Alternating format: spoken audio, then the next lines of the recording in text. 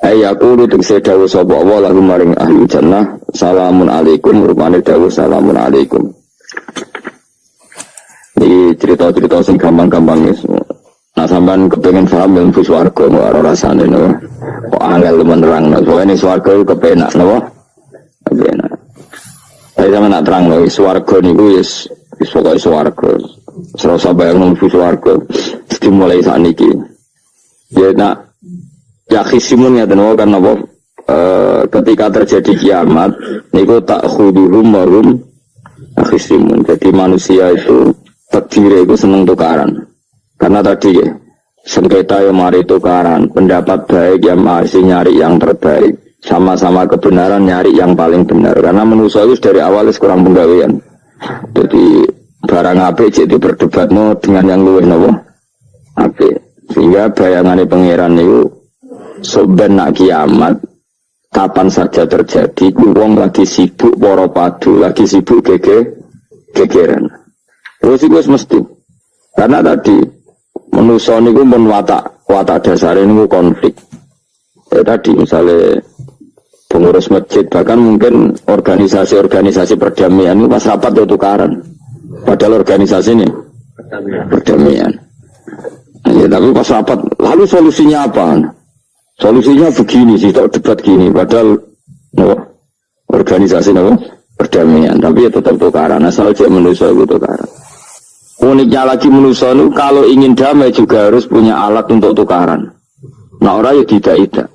Lalu kalau nanti ngaji kitab dalam salah satu kitab ada makalah gini. Idza aradta as-sulha fasta'idda lil harbi. Kalau kamu ingin damai, maka siapkan alat perang sebanyak mungkin. Karena logikanya gini ya, kalau misalnya ada bajingan atau penjahat, dia punya bom, punya pedang, terus kamu sebagai orang soleh tidak punya apa-apa, bisa nggak bergening perdamaian? Kan nggak bisa. Mereka terpaksa damai karena kamu punya senjata yang imbang. Jadi kalau musuh kamu punya nuklir, terus kamu nggak punya apa-apa, ayo damai wae. Kamu kan rugi damai. Tak bom kena kok damai barang gitu. Makanya kamu harus punya senjata yang imbang. Makanya dalam tafsir-tafsir itu diterangkan.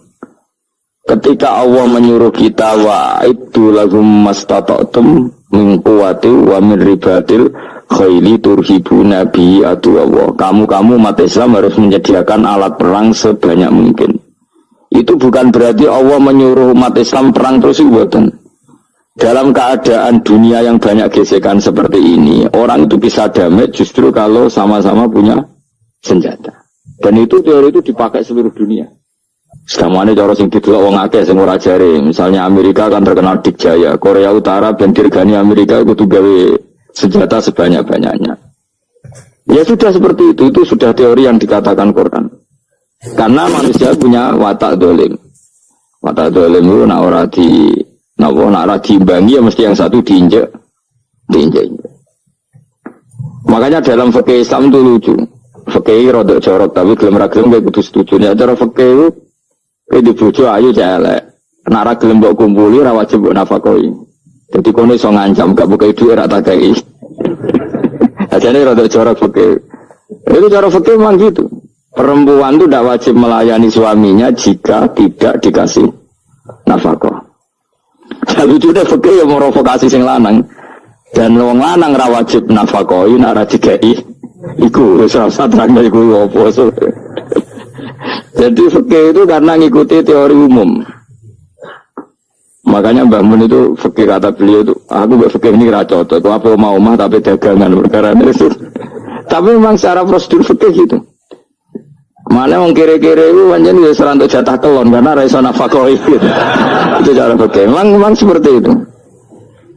Karena kere kok pola, no? Kere kok pola. Karena nak kere kudu ganteng. Jadi orang untuk jatah sing wedok sing seneng lah itu untuk jatah. Tapi nak wis kere elek.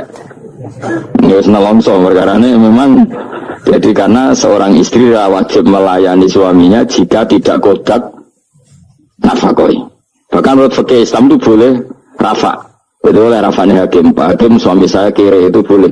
Dan itu bisa diceraikan oleh siapa? Hakim. Jadi rafa. Karena tadi manusia itu ya khisimun di mental konflik. Dan mental konflik itu tidak dihilangkan Allah sama sekali kecuali nanti setelah di surga. Makanya Allah ngendikan apa? Wa naza'na ma fi sudurihim min ghillin. Jadi sifat dengki, sifat hasud itu dihilangkan nanti setelah di surga. Karena di dunia itu antara wong saleh ya mesti hasud. Mana ada sing ora saleh, sing saleh kudu hasud. Ya senine ya. Waktu Indonesia ini rebutan dari presiden iku rebutan masjid geger, bahkan rebutan ngeklaim nak sholatnya paling sah, torekoe paling bener itu ya geger. Padahal yang ngerti otoritas itu yang pangeran, tapi manusia tetap menang kalah geger. Besok sak PT nak sing dalan ya geger.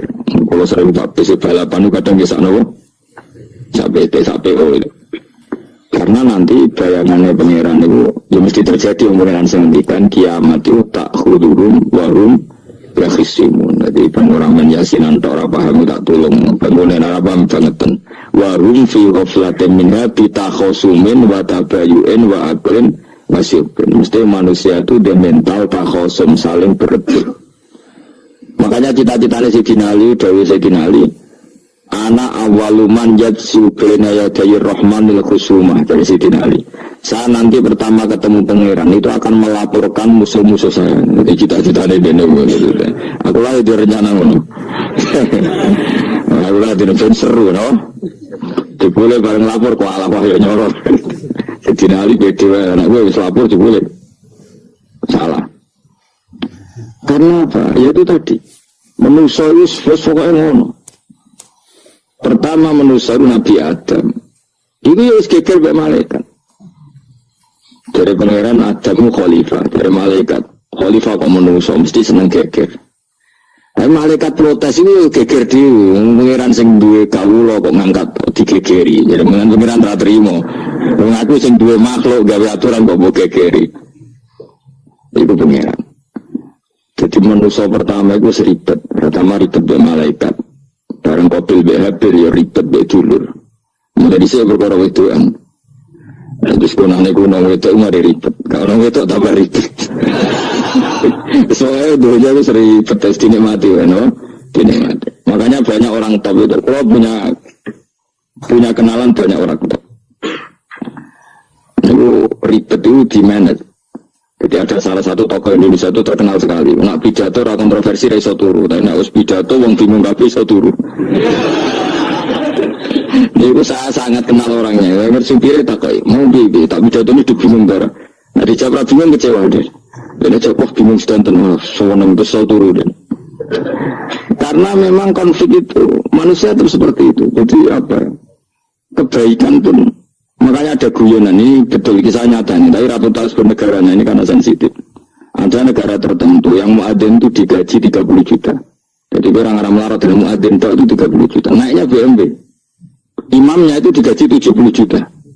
Hitung saja kalau 70 juta satu bulan satu sholat berapa? 70 dibagi 30. Kira-kira berapa satu hari ini? 2 juta ya, sekitar 2 juta 200 lah. Enggak kayak Indonesia, imamnya fakir-fakir, terus muadzinnya fakir-fakir. Dikira itu satu prestasi negara itu karena mengapresiasi, menghormati muadzin dan jebule sing kiai Indonesia aja bener. Madiman ke sholat terus. Mesti lah madiman ke sholat terus lah gajine. Akhirnya kecewa dong. Semenjak itu ora berani cerita prestasi negara itu pada Indonesia.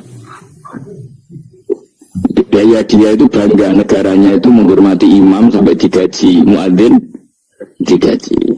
Terus dikirakan Indonesia dinya. Imam Indonesia kan fakir-fakir, kadang wis padasane lek imam dhewe koma dhewe. Wis macam-macam ya.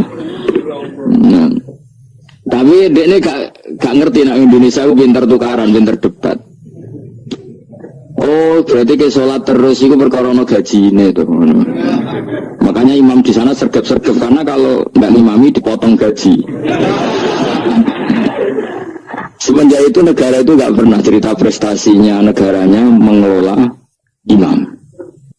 Itu dunia mari geger. Saya sering debat sama banyak kiai karena itu. Kau setuju di masjid imami digaji sama ndak? Misalnya saya partai ikhlas, setuju ndak biar imam itu ikhlas? Ada yang partai realistis, mereka kan punya keluarga harus digaji dong, kalau enggak kasihan. Partai realistis versus partai ikhlas. Menang mana coba? Menurut hukumnya Allah mungkin menang ikhlas, tapi partai realistis, masuk uang kok ngimami tok rantuk gaji. Artinya apa? Dalam kebenaran saja bisa diperdebatkan, apalagi barang benar baik batil. Karena manusia itu punya mental wahum yakhisimun.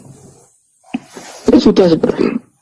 Makanya nanti benar-benar gak ada konflik itu di akhirat. Nah, akhirnya Imam juga bangga.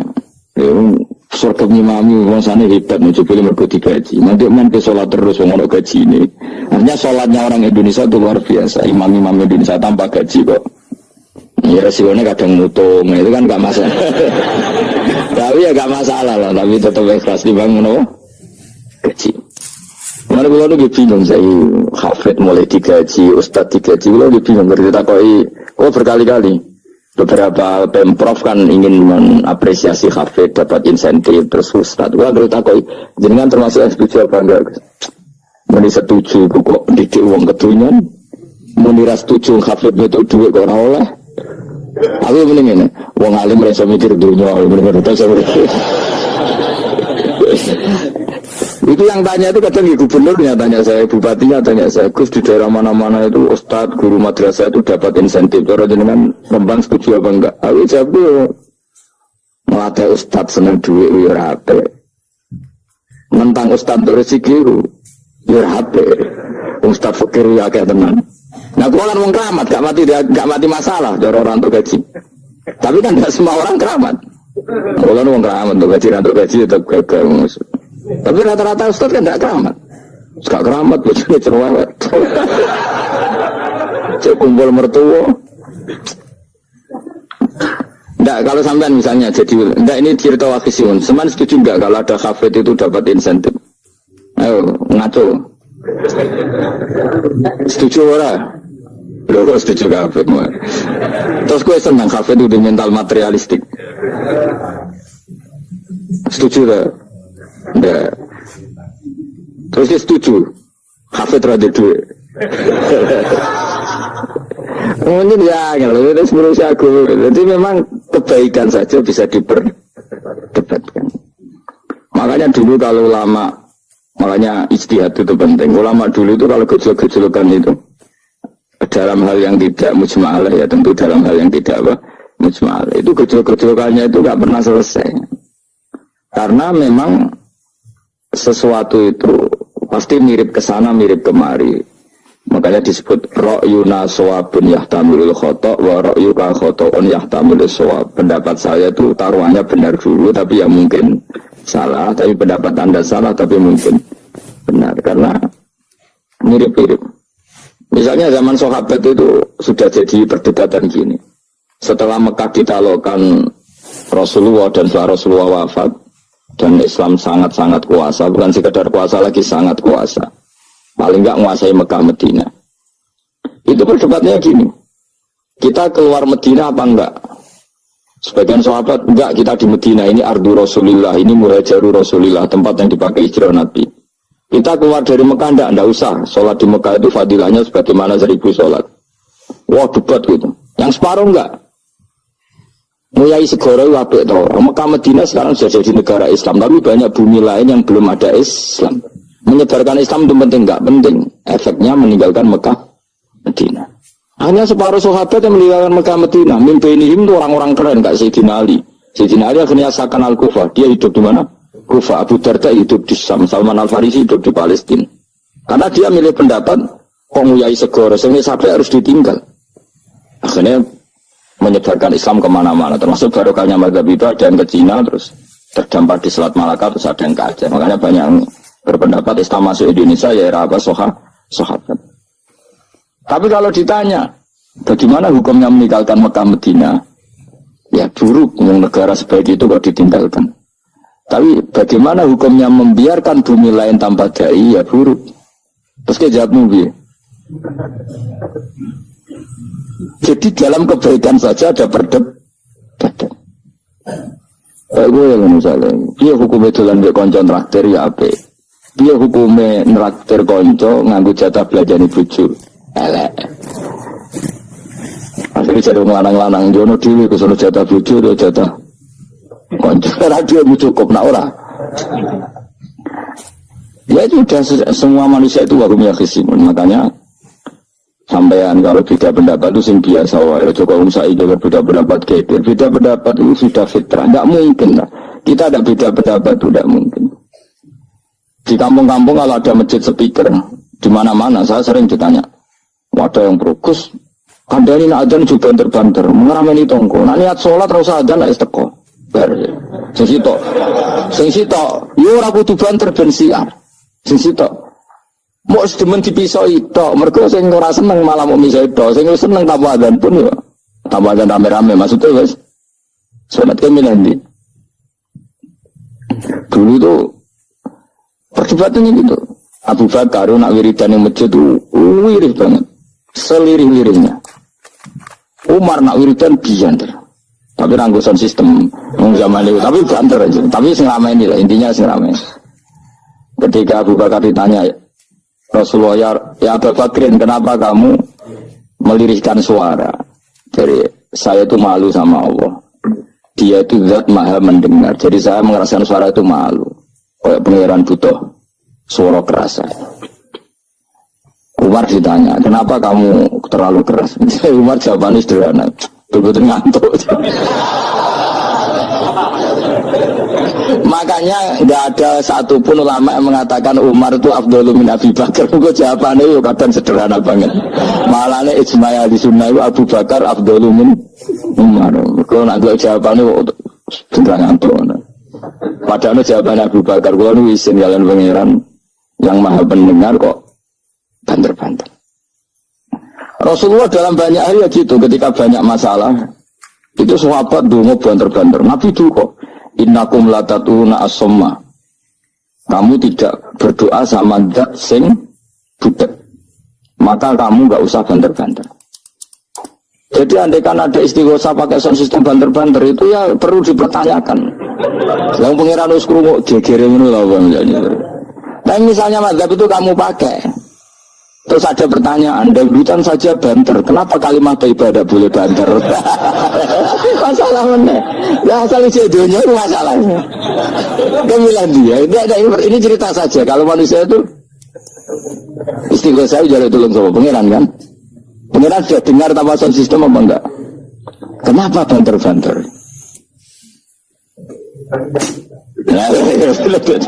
Tapi kalau tadi dibalik dangdutan saja banter-banter. Kenapa ya? Kalimat ibadah boleh banter-banter. Jadi manusia itu memang potensinya itu ya khisimun dalam kebaikan saja. Jibril orang kondangi itu buan tahu malaikat-malaikat yang ini. Masyhur itu siapa yang nggak ngerti Nabi Ibrahim? Nabi Ibrahim itu nabi keren. Diobong neng geni sampai Namrud. Jibril datang. Saya utusan Tuhanmu, melihat kamu mau dibakar lu simpati. Nah, terus piye cari Nabi Ibrahim? Ya, nak gue tolong tak tolong ya. Ndak saya tidak minta tolong sama kamu. Mungkin bodoh, aku bodoh makhluk. Kena wani ngomong dengan Jibril. Nabi Ibrahim santai. Maksudnya gue rambe aku sing nulung. Gue kondo aku tak ada no pangeran. Jadi malaikat Jibril. Jadi Nabi Ibrahim, lo nak soal pangeran, nak soal kondo gue berso.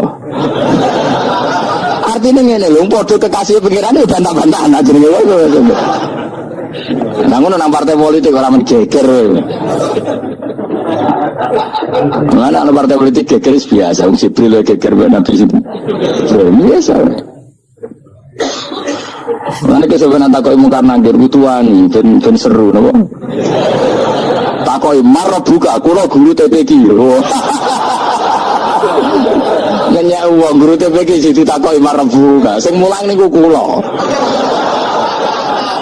Saman ra tau mulang malah takok. Jelas. Malah bener. Itu masyhur itu, termasuk keramatnya Imam Malik itu gitu. Dia itu punya teman guru madrasah. Neng akhirat dicetak ilmu kanakir marbuka. Malaikat Malik matur pengiran Gusti. Malaikat jinan kandhani iki ambek guru tauhid itu takok marbuka. Akhirnya pengiran nyalano malaikat yo sing jenis ngono kok coba takoki. Lucu dong guru tauhid itu takoki. Sesuai kajian Nabi bisa takoki, waman Nabi juga. Para perkara. Kanjeng Nabi Muhammad terus takoki waman. Iya tapi ku Nabi malah takoki waman Nabi. Makanya menurut pendapatnya ulama-ulama itu pertanyaan mungkar nakir itu tidak bisa digeneralisir. Tidak semua orang ngalami itu. Saya tidak punya rencana untuk mengalami pertanyaan itu. Karena pasti beda-beda. Nah, angger wong ngono Kanjeng Nabi kena pisan. Terus Kanjeng Nabi apa kena pertanyaan waman Nabi juga.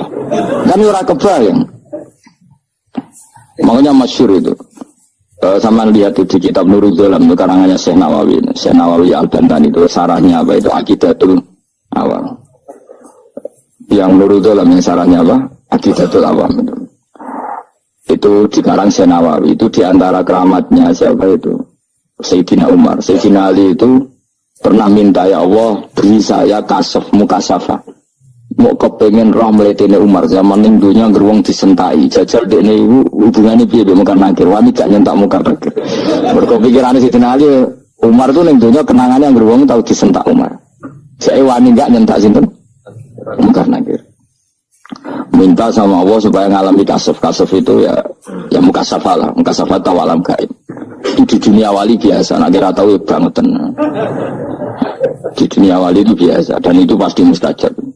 Mukasafahnya, secara Umar mati, kabun betus tunggu nih minta kasaf kan, tawanan Umar tangi turus tangi ke kuburan sewante, bukan akhir teko dengan wajah yang sangat mengerikan. Mesti dinaling gitu kan, wajahnya itu kal kidril kali kaya ombreng sing nyala, semua seru. Wah, saya dinalis kalah kekiok karena salah dia. Ternyata apa? Buar muka akhir baca kono Umar ngubacek. Kamu tahu dong, menjadi siapa kamu itu? Saya ini teman dekatnya kekasihnya Allah. Padahal ini nggak ada ala kancane. Kamu tahu saya ini siapa? Ana sohibu habibillah. Saya ini temannya kekasihnya Allah. Bukan akhir mulai mikir waduh, piye. Orang minta wes disentak sih. Ini bisa kamu pakai nanti. Roh aku biasa berjalanan ngalor itu. Boleh cari muka lagi. Ayo jajal moto. Ya repot. Siapa ya? Kan gue woto, rakan moto. Kan mau gue woto. Akhirnya karena nangis nih pengiran. Nangis Gusti, selama ini saya biasa nyentak. Kenapa sekarang malah dibentak? Gitu. Terus kata Allah. Ya sing sopan sithik iku kon semenjak iku mungkar nakir itu punya aturan. Ya ngene aturane, aja prosedur teman-teman wae nek ketemu kakasih iku aja garang teman-teman. Semenjak itu sudah enggak sekarang itu. Kesidin Ali intine terus ternyata konsisten. Maksudnya Umar itu ini akhirat pun masih main sentak. Ya bagus ya konsisten maksudnya apa? Bagus. Karena tadi manusia itu punya mental wahum ya khisimun. Itu enggak bisa enggak. Sudahlah. Di perdebatan kebaikan, makanya rapat keluarga apa? Masih niate silaturahim tetap dolan dulur niate silaturahim bareng dulure rapati perhatian. Dolan atuh rapati rahab. Gremeng kan padahal niate silatur. Iya ada organisasi perdamaian kira-kira di internalnya banyak konflik tak? Banyak padahal jenis organisasi perdamaian.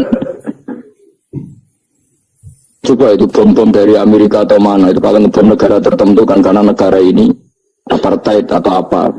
Tapi untuk berdamai juga melewati apa? Bom dulu. Untuk memaksa satu negara gak perang dia dipaksa dengan alat perang.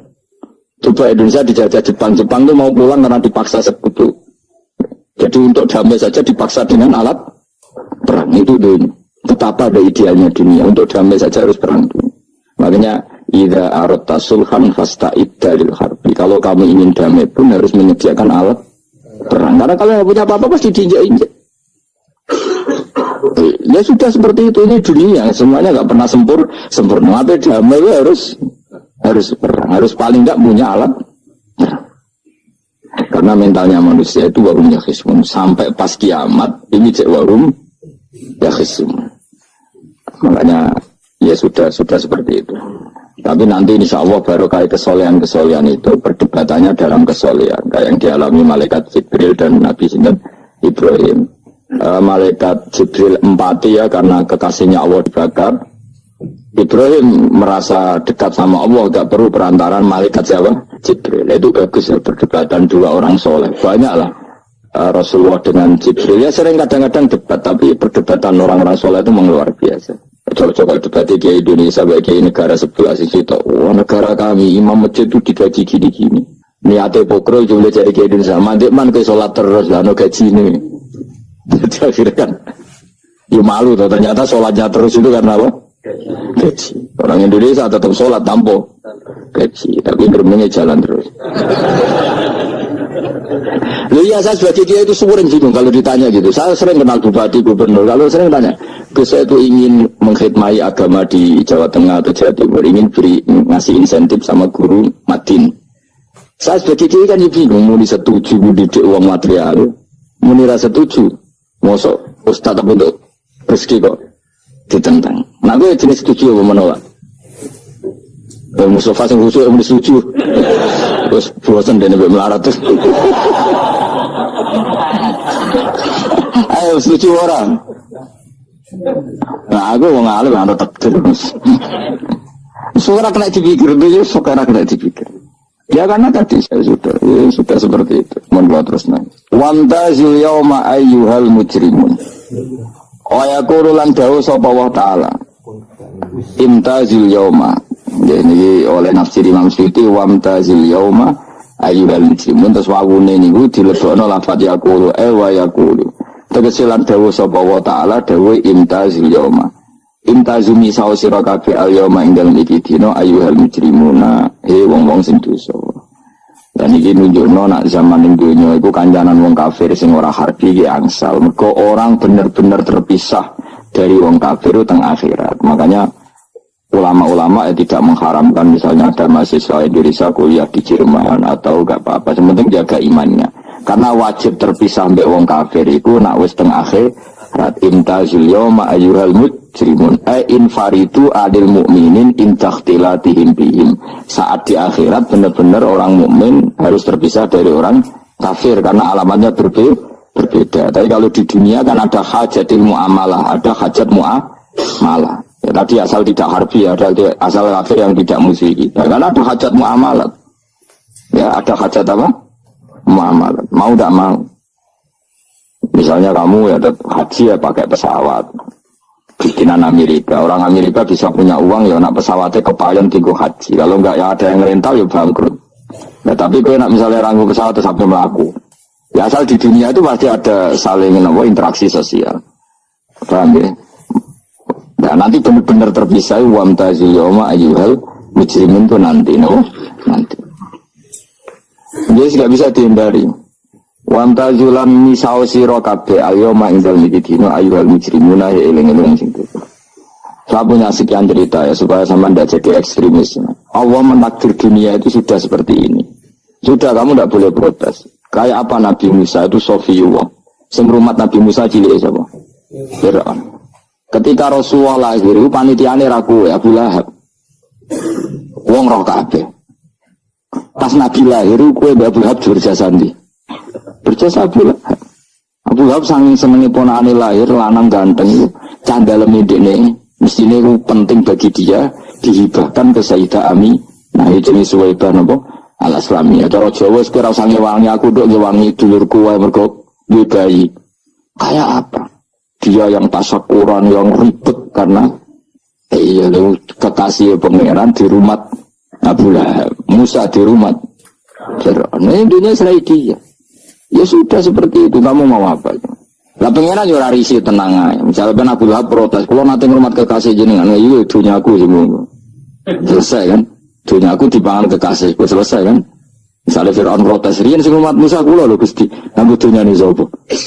Dunyane jenengan yo masalah opo? Pangeran santai wae. Tapi nak gue ada bayang wong soleh kudu steril ka wong kafir lah terus gue gak tau maca sejarah. Nabi Musa itu rumah Fir'aun. Lahir kanjeng Nabi ini musim manitiani Abu Lahab. Ini sebenarnya biasa wae, soalnya urip wis biasa wae. Maksudnya biasa wae, penting soleh, di hati soleh, rezeki ya minallah, Wae taluk gue pangeran, ora usah sok suci, ora usah sok bener dewi biasa wae. Dunia kabeh kersane napa? Pangeran. Ya sudah seperti ini. Yang soleh kayak salabah malah akhirnya suul khotimah. Padahal dulu disebut hamamatul masjid, tukang itikaf.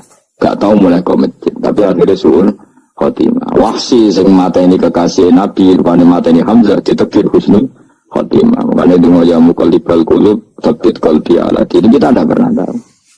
Nah kenapa kalau saya ngaji PD, mereka aku muji pangeran, saya tidak pernah mikir awakku, tak penting awakku, penting muji pangeran. Ngaji itu artinya kan muji pangeran, muji ilmu nih pangeran, ya sudah selesai.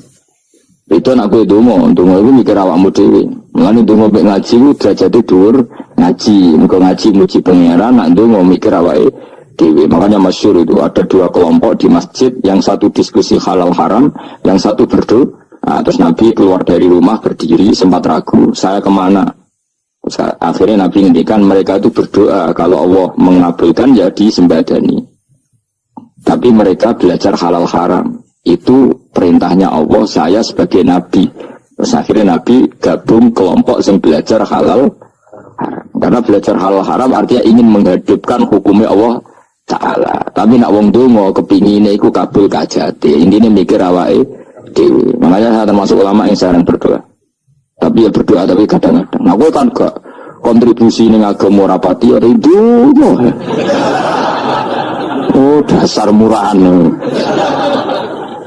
Ya tapi piye mulang yo ora payu. Jadi kadang-kadang gue dibantah. Lah jenengan mulangi payu Gus. Lah kuwi ora payu, ndonga.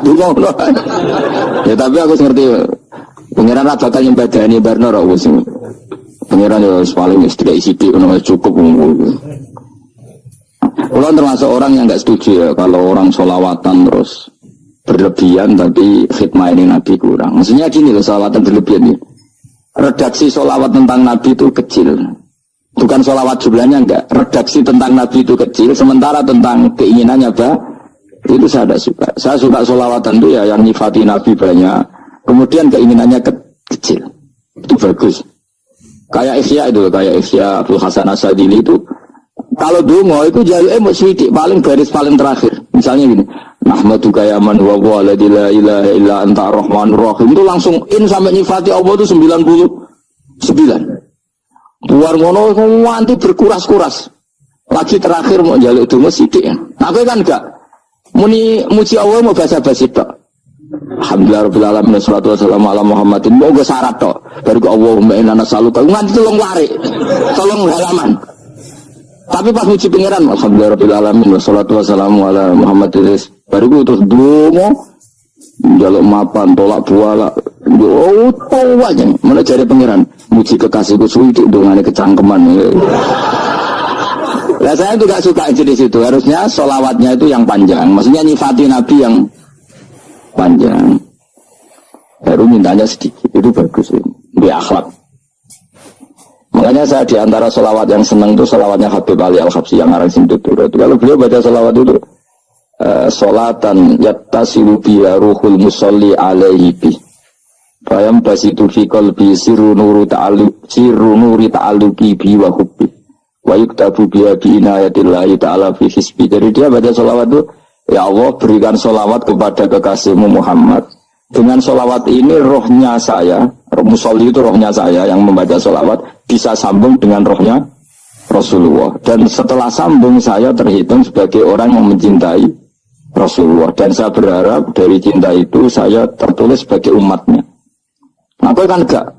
Baca sholawat itu saya termasuk orang yang enggak saya loh. Tapi ya tetap baik dibanding nganggo primbon ya satu sholawatan ya. Tapi boleh punya etika lah dengan Rasulullah itu. Kalau dungo nyifati Nabi yang banyak. Kan banyak sholawat yang seperti yang saya misalnya di kitabnya Sayyid Muhammad ada Wa sallallahu ala sayyidina Muhammad nuri kalam alladzi. Wah nyifati Nabi itu sampai panjang lebar baru menceritakan hajatnya. Kalau kamu kan enggak nyifati Nabi basa-basi, musiki mana. Malah kadang orang misalnya ala Muhammad. Wa ala Muhammad muri sayyidina aja di soal. Misalnya terus dari kudungannya loh. Saya termasuk yang enggak setuju karena itu menurut saya kurang etika. Makanya Rasulullah itu kalau berdoa kalau sudah nyifati Allah coba tak beri satu contoh saja doanya Nabi. Alhamdulillah hamdan yuwafi ni'amahu wa yukafi mazidah ya Rabbana lakal hamdu kama yanbaghi li jalali wajhika 'azimi sultanik la nuhsi sana'an 'alaika anta kama asnaita 'ala nafsi. Itu sudah berapa itu nyifatinya? Itu belum doanya tuh. Nah kamu kan enggak Alhamdulillah rabbil alamin Allahumma ya Allah itu hajati gremen seramutu kan dan kata-kata wali nanti aku lagi sih sedun aku sering ngamin itu nggak ada ngomong tapi neng hatiku amin itu maksudnya amin barno mohon Gusti tapi aku amin tapi amin itu barno mohon Gusti wong ora jelas kan betul. Jadi aku muni amin tapi amin barno maksudnya ya Allah barno amin maksudnya. Jadi karena tadi setahu saya doanya para nabi, para wali itu memang seperti itu. Itu Pak itulah doa tadi aja yang saya sebut itu berapa kalimatnya? Apa? Alhamdulillah hamdan yuwafi ni'amahu wa yukafi mazidah ya Rabbana lakal hamdu kama yanbaghi li jalali wajhika 'azimi sultanik la nuhsi sana'an 'alaika anta kama asnaita 'ala. Enggak terhitung pujian saya kepada engkau sebanyak engkau memuji pada diri engkau sendiri. Allahumma ini a'udzu biridho kami sakhatika fi mu'afatika min uqubatika wa bika minka. Allahumma salli bihaqqi jabarutika wa bikhawfika. Kan panjang sekali doanya wali-wali itu, tapi semuanya bersifat Allah. Bahkan banyak yang kemudian lupa enggak doa. Coba haji, doa haji itu coba. Labbaik Allahumma labbaik la syarika lak innal hamda wa ni'mata laka wal mulka la syarika lak wa ni'mat. Itu kan labbaik saya siap melaksanakan perintahmu ya Allah sa'atik. Engkau yang punya pujian, engkau la syarika lak. Itu malah enggak ada, jarang malah ada doanya. Itu kalimatnya talbiyah semua. Allahumma antal azil akram itu sudah seperti itu. Karena tadi al-mu'min yashghaluhu sana 'ala Allah min ayyakuna li nafsihi dzakiran. Mukmin sejati adalah sibuk memuja Allah sampai lupa jatah dirinya sendiri. Nah, gue kan gak mujini Allah basa-basi, dongane tenan. Jadi makhluk aneh, jadi hubungan mbak pengiran itu wong aneh. Ya, tapi jangan rapakat wali, semuanya ikut ini, semuanya itu. Ya tuh ngono, kok mari wali kakean malah gak elit. Jadi, tapi saya mohon itu di solawat itu usahakan jumlah paling enggak jumlah solawatnya banyak, doanya sedikit. Paling enggak misalnya kamu tidak punya kalimat yang apa baik ya mau solawat 100 itu ada salah biar guling-gilingan apa kita menyebut kekasihnya Allah lebih banyak ketimbang kita menyebut hajat kita sendiri ya gitulah. Paling enggak punya etika seperti itu ya. Kalau kamu enggak punya sewot-sewot sing keren, bacalah solawat berapa 100 terus cerita awam Gusti utang kula kathah. Mungkin aja wis roh.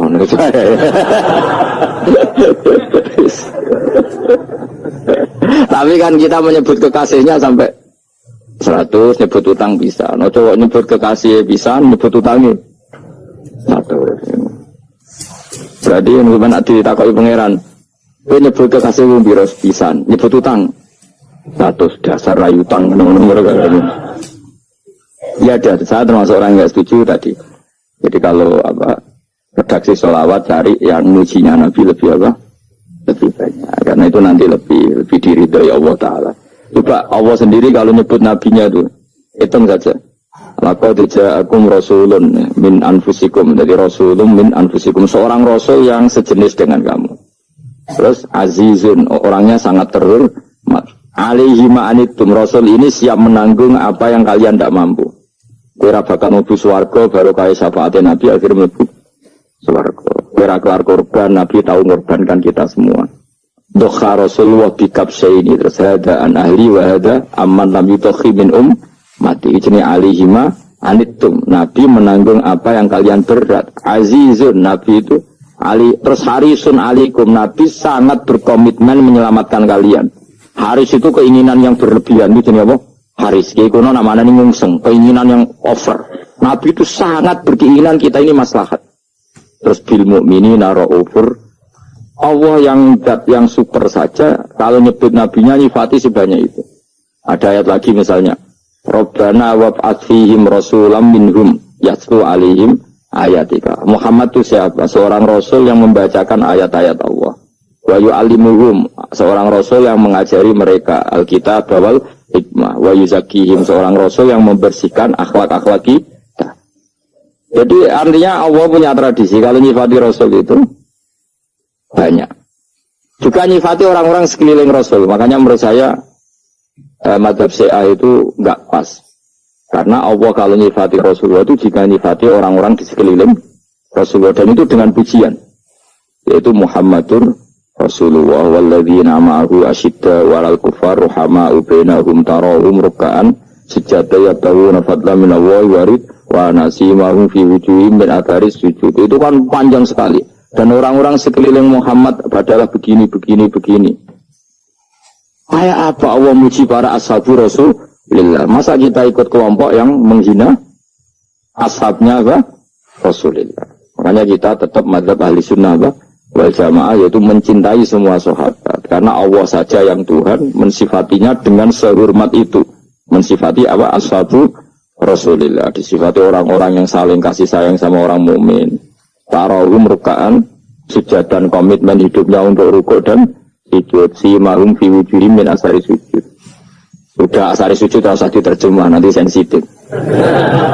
Cuma setahu saya asar sujud itu nanti setelah di akhirat orang sering sujud itu jabahnya itu ada nurnya.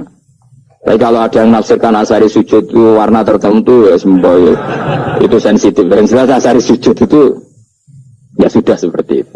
Seneng kamu kok hasut. Oh, ini provokator. Nah, ono apa ya? Ada hal yang begitu terus mau berlebihan. Teke ya khisimun. Nah, kalau ada kepentingan pokoknya ayatnya si mahum fi wujuhim min asari sujud, bahwa dalam jabahnya itu ada asari sujud. Itu masyhur kan, saya terangkan ya, tapi gue jauh sensitif loh, biasa wae. Suatu saat Rasulullah itu menghentikan begini, nanti saya kata Nabi akan nyafati kalian semua. Sahabat-sahabat tanya, ya Rasulullah dengan sekian miliar orang bagaimana kamu mengenali kita? Saya ulang lagi, suatu saat saya nanti akan nyafati kalian karena saya kenal kalian. Maksudnya di akhirat. Ya napa? Di akhirat. Rasulullah tanya, ya Rasulullah bagaimana engkau mengenali kita sementara nanti di akhirat bermiliar-miliar orang gitu. Terus Nabi ngendikan gini, jika kamu punya unta dengan tanda tertentu, saya ulang lagi, jika kamu punya unta punya tanda tertentu, dalam jidatnya ada begini, dalam tangannya ada gini, dalam kakinya ada gini, maka apa kamu bisa membedakan untamu dengan unta orang lain? Ya bisa ya Rasulullah, karena unta kita khas. Misalnya kaki depannya ada putihnya, kaki belakangnya ada putihnya, dalam badoknya ada putihnya. Kata Nabi, inna ummati yud'auna yaumal qiyamati hurran muhajjalin min asaril wudu. Nanti umatku, nanti wajahnya juga bersinar, tangan kakinya juga bersinar. Jadi asar itu saya pastikan secara riwayat itu akhirat, maksudnya tentang akhirat. Tapi bahwa yang di dunia ada yang memulai asar itu ya monggo mawon. Loh itu bagus kan, artinya ekspresi percepatan. Enggak apa-apa loh, daripada kalau gue jelas ini gitu. Maksudnya ya orang ngetok ya panjang jarang sujud tenan loh. Gue serau sensitif, tapi yang jelas ya nanti ya soben kiamat ruang samu. Nanti hisab itu nanti kalau hitung hanya sekitar 3 jam. Hisabnya sak dunia itu hanya sekitar, karena malaikat itu tidak kesulitan sama sekali. Tak warai ya. Ini nggak akan salah saya dalam hal ini karena riwayatnya sahihah. Kenapa hisab itu hanya butuh rubu'un nahar, 1/4 dari siang enggak? Anggap saja siang itu 6 jam atau 12 jam itu aja terserah. Kalau 12 separuhnya kan 6 ya. Seperti 1/4-nya berarti 3. Itu gini, jadi nanti di mahsyar itu kan yaumatab yadu wujuh wa taswaddu wujuh. Yaudah yang kafir itu gelap, hilang, wajahnya, tubuhnya semuanya gelap. Yang mukmin itu semuanya terang. Jadi sudah yang tabyadu wujuh wa taswaddu wujuh otomatis terus ningkap. Terus pergerakannya itu delala yang tabyadu wujuh itu ke kanan, yang taswaddu wujuh ke kiri. Maka kamu jangan punya sinar yang kelap-kelip. Nanti kena bigo yang karena gak jelas lagi. Maka kamu harus sinarnya yang sejelas-jelasnya. Ghurran muhajjalin min asaril. Bila perlu nur kamu sampai menembus langit saat itu. Makanya ketika orang mukmin sudah nurnya ada di muka, ada di tangan, masih ngendikan Rabbana atmim lana nurona, karena takut masih kena bigo tadi. Karena kalau hanya wudu tok, sikil tok kan bayangkan di miliaran orang kan bisa agak kelihatan. Kalau nurnya sampai nembus langit kan, itu siapa kok nurnya sampai? Kan malaikat langsung tahu. Wala hafal Quran, alim kan insya Allah nurnya itu. Sama zaman itu masih berdoa, Rabbana atmim lana, sempurnakan nur kami. Karena nanti identifikasi malaikat berdasar tadi, kalau ada nur berarti diletakkan ashabul yamin, kalau nggak ada nur, ashabul shimal. Nah malaikat yang dibawa biku itu kira-kira detail nggak? Dugaan saya kalau kelap-kelip pasti kena simal. Wah ini partai kiri mesti kan. Komnas yang wujudnya mendulit sirah tok sidik. Karena anak mazhab Syafi'i. Sebetulnya meskipun itu sebaiknya kalau basuh sirah itu kabeh bener kelap. Mana aneh bebasnya terus dulat-dulat tok. Itu sebenarnya ya itu. Kelap-kelip. Ya sudah ya. Setelah itu kata ngendikane pangeran ya raful mujrimuna bisimahum fayukhadu bin nawasi wal aqdam. Orang-orang pendosa kelihatan maka diletakkan di kiri. Nah sama yang orang-orang baik simahum fi wujuhim min asari. Jadi ayat itu jelas tentang akhirat. Tapi kira usah terus merovokasi. Karena kamu kok ya khisimun. Maksudnya provokator. Jadi nanti yang mukmin jelas nurnya. Dan nur ini nanti dengan kadar iman kamu, perilaku kamu. Ada yang kelap-kelip, ada yang... Nah yang kelap-kelip ini yang kena bigo itu tadi. Nanti setelah kena bigo ikut ashabi simal, yang kelap-kelip disortir lagi. Malaikat yang bagian detail kan ada nanti. Nah ini terus ditubir neraka. Yang kafir benar-benar neraka, yang ini ditubir neraka. Itu nanti ini yang ngel-ngelo kanjeng Nabi digolei ya ini itu. Mana sakit kanjeng Nabi, mana ono kiai soleh darah nisna iso soleh dewe sakit Nabi, mereka terus golei di umatku sing kelap-kelip itu. Dicari disyafaati. Imma langsung dituruti Allah, wa imma diubasin rokok. Ya terserah rencanamu piye kon aku kowe. Tapi yang jelas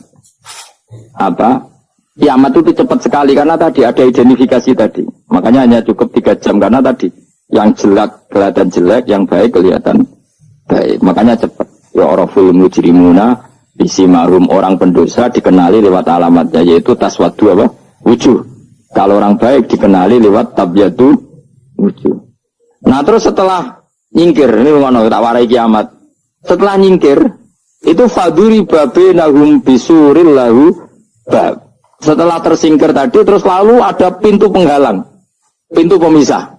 Nah pintu pemisah tadi yang sisi kanan langsung jadi surga, yang sisi kiri jadi neraka. Itu disebut faduri babenahum bisuril lahu bab batinu fi rahmatu wa zahiru min kibalihil adab. Yang pintu arah kanan otomatis wilayah surga, yang pintu kiri otomatis wilayah neraka.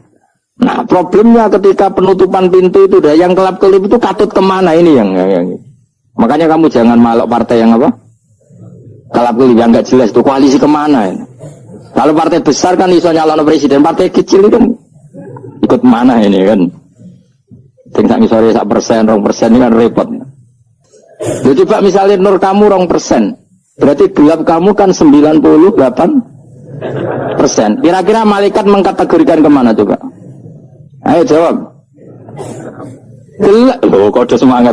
Padahal itu bagian dari kamu. Kalau satu tubuh itu sinarnya hanya 2%, kira-kira kategorinya itu partai gelap, partai terang. Kode semangat kode. Berarti kegaruk kemana?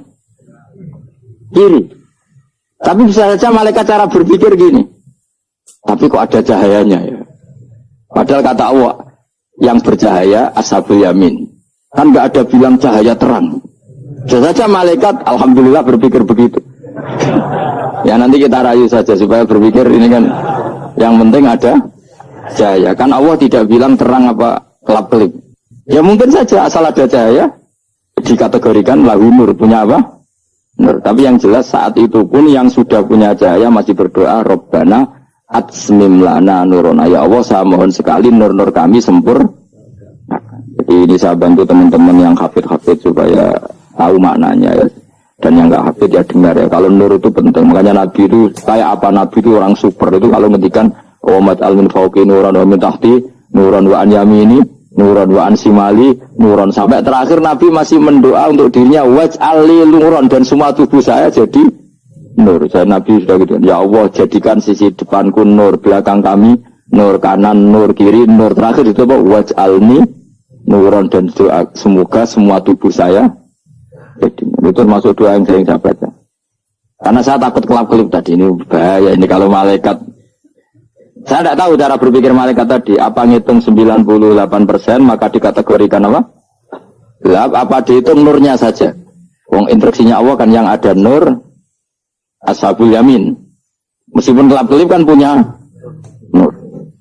Saya tidak tahu nanti ikut 2% ikut mana kalau di partai koalisi itu? Ikut yang menang biasanya, ikut yang apa? Ya paham ya, makanya saya mohon kalau wudhu itu usahakan sempurna, terutama wudhu sholat. Kalau nggak wudhu sholat itu sebaiknya nggak sempurna, supaya ada bedanya wudhu sholat sama wudhu tidak sholat. Rasulullah itu masyhur gitu ya. Rasulullah itu kadang tawaddu'a wudhu'an khafifan, wudhu yang sederhana, yaitu hanya sekali-sekali dan tidak sempurna. Ketika ditanya as-sholat ya Rasulullah, tidak. Misalnya saya habis makan, mau tidur, biasanya ya wudhu, tapi tentu tidak perlu sesempurna kayak wudhu sholat, biar ada bedanya. Rasulullah juga gitu, beberapa kali beliau wudhu tapi tidak sesempurna wudhunya untuk sholat. Masyhur itu di riwayat tawaddu'a wudhu'an khafifan duna wudhu'ihi lis sholat. Tapi kalau wudhu untuk sholat asbaghal wudhu, menyempurnakan wudhu. Jadi supaya ada bedanya wudhu sholat dan wudhu tidak sholat. Saiki gak wong ora iso ngaji padha kabeh. Abu Bakar ya gitu. Ana wong poso sunat kok nyediakno buka dimarahin. Istrinya pernah nyediakan buka beliau untuk puasa sunat. Itu embernya dipecahi Pak Abu Bakar. Ditanya, kenapa gitu? Apakah kamu akan menyaingi Ramadan? Jadi gak boleh memperlakukan puasa sunat kayak Ramadan. Ya biasa saja kalau puasa sunat tuh wah buka kolak Ramadannya ya iri tuh, ini gimana kok saya disaingi ini. Jadi kabeh itu ada proporsinya, ada apa? Makanya megang Quran ya wudu, megang wudu. Nah tapi gitaran terus wudu, pengiran tersinggung. Piye kok om jaga gitar wudu? Jadi gak boleh kebaikan disaingi itu juga gak boleh. Bapak gue sergap wudu sampai nyekel gitar. Untuk Quran tersinggung, wasem kan ibu gak sembunyi kan. Malaikat panitia kan dia tersinggung. Kabeh itu kan ada proporsinya, apa? Ada proporsi. Itu hebatnya Rasulullah. Jadi kalau beliau wudu, bahkan wudu itu wudu li sholat sama tidak sholat itu. Misalnya sholat sunat itu kamu mampu ngadeg boleh nggak duduk? Boleh. Kalau sholat fardu nggak boleh, biar ada bedanya. Fardu itu spesial, nggak boleh, harus berdiri. Kalau sunat pun harus berdiri. Fardu tersinggung, iya sunat kok nyanyi aku kan gitu. Ya makanya sholat fardu wajib berdiri ya. Sholat sunat boleh duduk meskipun mampu ya. Nggak boleh sama. Sholat sunat pun harus berdiri. Berarti ada sunat menyaingi fardu. Ya jelas ya, jadi aturan main itu harus jelas, nggak boleh. Makanya Abu Bakar itu nggak mau kalau ada orang puasa sunat kemudian apa? Abdullah bin Mas'ud lebih parah, dia itu tukang nyuepeng orang yang selalu sholat duha. Makanya saya itu duha itu jarang, karena takut kena sweepingnya siapa? Abdullah bin Mas'ud. Itu ada orang khusyuk tiap hari duha, disweeping sama dia. Apakah kamu menjadikan sholat ini jadi fardu? Kok mbok lakoni bedino? Awas nampak lakoni bedino. Di era akhir duha dilakoni bedino. Perkara ini butuh duit. Itu kalau zaman Abdul Mas'ud kena sweeping apa? Karena berarti menandingi fardu. Yes, era usah anut ilmu ku bahaya jadi sensitif. Cuma ini kan ilmu tetap tak utarakan. Biar kamu tahu, nggak boleh fardu disaingi itu nggak. Coba kan banyak ketentuannya tadi. Contoh paling gampang itu apa? Kalau sholat fardu boleh, nggak boleh apa? Duduk. Sholat sunat boleh duduk. Sholat sunat boleh di kendaraan sesuai jalannya kendaraan. Ainama tawajjahat bi rohilatu. Kalau sholat fardu, kalau kamu naik unta harus turun untuk memastikan di kiblat. Jadi banyak.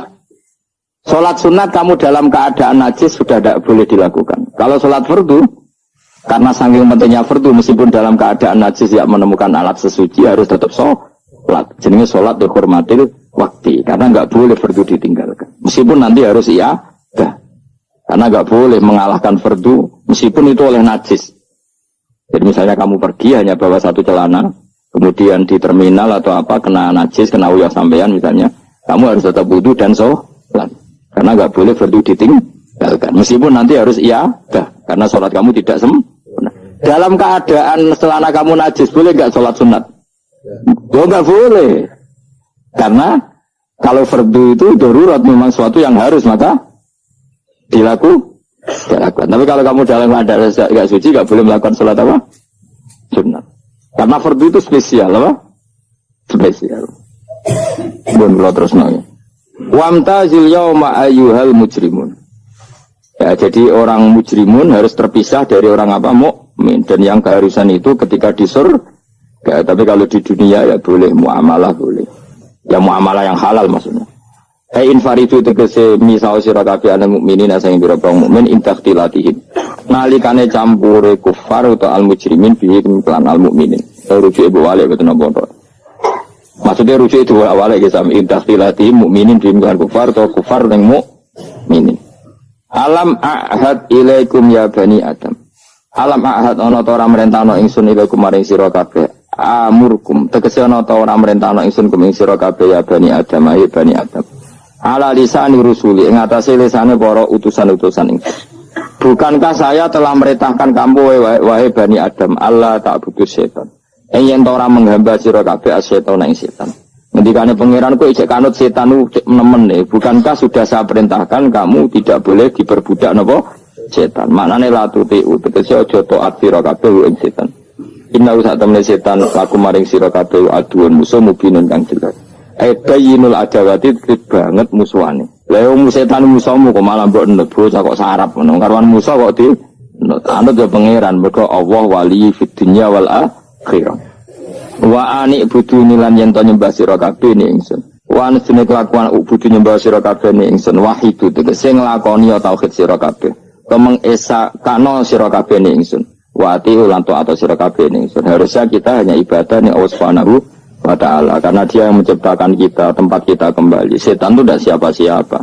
Makhluk yang hina, yang lemah. Pokoknya malah taat. Taat ya ning zat sing super, sing gawe kita, sing memberi rezeki kita dan zat yang kita kembali. Assalamualaikum warahmatullahi wabarakatuh.